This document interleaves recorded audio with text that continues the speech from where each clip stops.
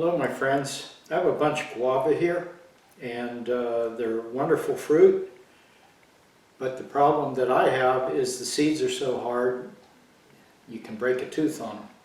So that keeps me from eating them fresh. So what to do with them is to make a jam. I'm going to show you how I do it. It's the beginning of February and the guavas started ripening in December, and right now they're falling off the trees. So what I'm going to do is cut the blossom ends off and discard that.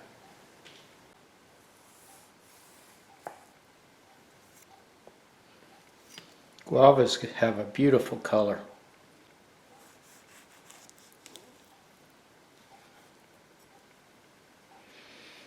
Oh, do they ever smell good. Okay, now we're going to cut these up and place them in a pot.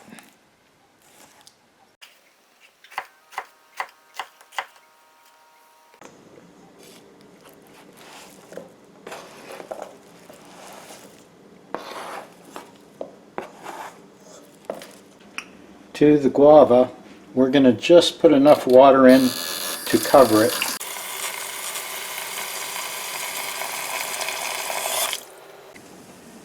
You want to cook the guava so that it softens, and that'll be about 20 minutes on a low boil or a simmer.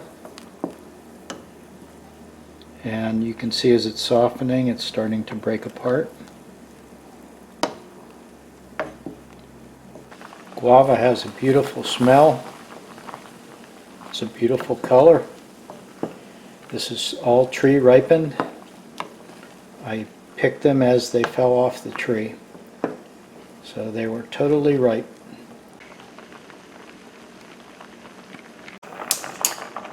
It's been 20 minutes. I cut the heat. Okay, at this point you want to blend it, and you either use a blender or I have an immersion blender, and we can do this right in here.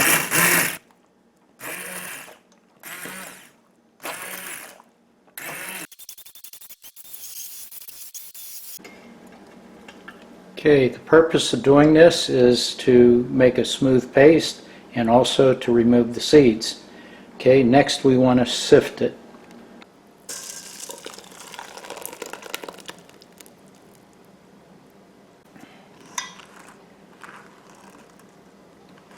Okay, we want to push this through the sieve, and be careful because it's hot. You can let this cool down so it makes it a little easier to work with. And I'm going to work between two different pots.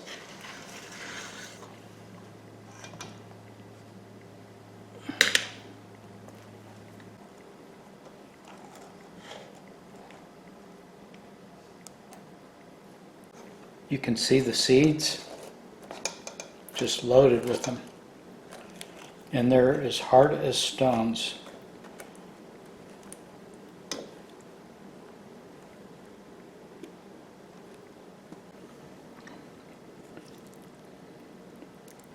Okay, putting all the guava puree back into the bowl, into our cooking pot. To this, we're going to add the juice of the lime.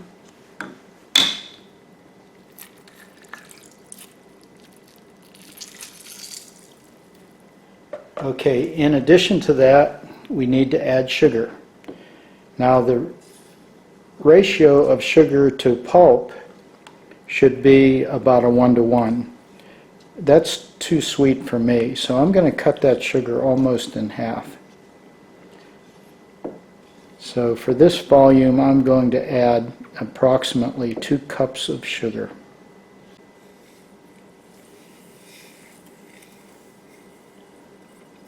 Two cups of sugar. Now this mixture is going to go back on the stove, and we're going to heat it to 220 degrees, and that is the jelly temperature, 8 degrees over boiling. So I don't have a candy thermometer with me, so we're going to heat this and use the spoon method to determine when it's ready. Now, you do not need to add pectin. Guava is naturally loaded with pectin. I know individuals that have made jam or jelly and they had to use a knife to dig it out of the jar that they put it in, and that was just too much pectin. So we're going to do this without using pectin. It's got its own in there. I have the stove set to my lowest temperature, and you can see it's boiling pretty good. You want to keep stirring this so that you don't burn the sugars on the bottom. And depending on how much water you added in the beginning, that's going to determine how long you're going to be heating this, because we're heating it to a temperature above boiling. And to reach that temperature, that's going to be what's determining how much water is left in the mixture. So if you started with less water, you'll have less time heating on the stove at this point. You can see it's still pretty runny. In the meantime, I'm heating my canning jars so that I can process the jelly. It's done. Let me show you with a spoon.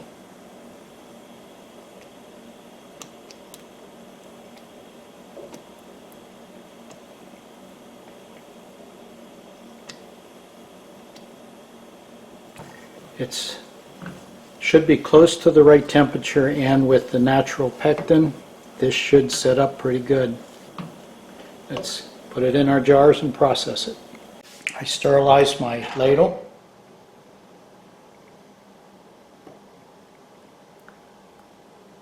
The jars have been sterilized.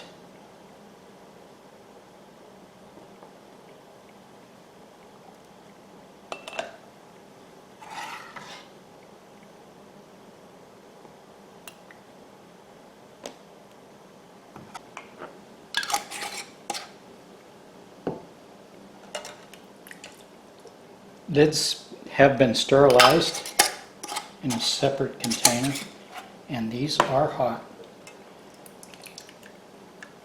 Using the funnel kept the tops of the jars clean. If you didn't have a funnel like that, you may get some of the jam on the lid, and then you have to wipe it off with a wet paper towel. Okay, these are ready to go into the canner to process for 10 to 15 minutes.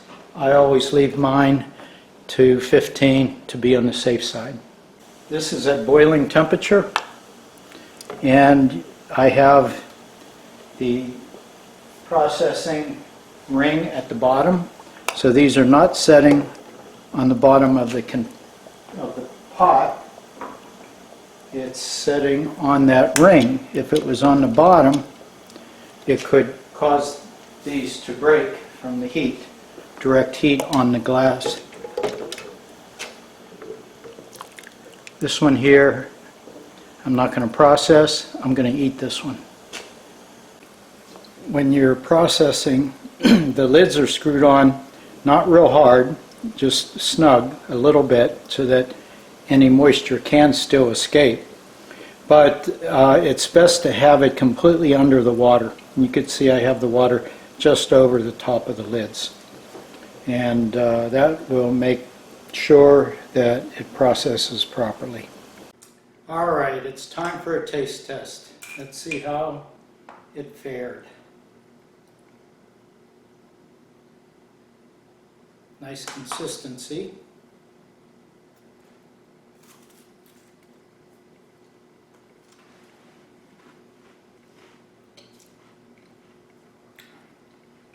Mm.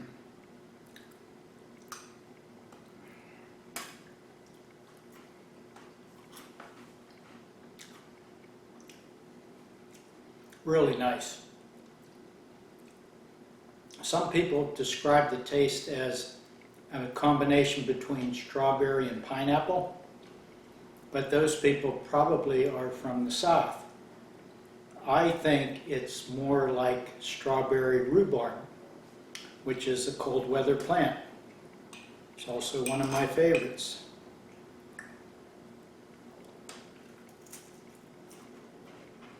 Mm.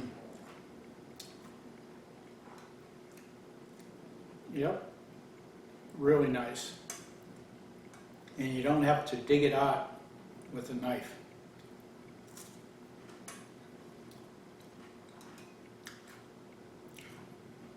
Perfect consistency. Nice color, great aroma.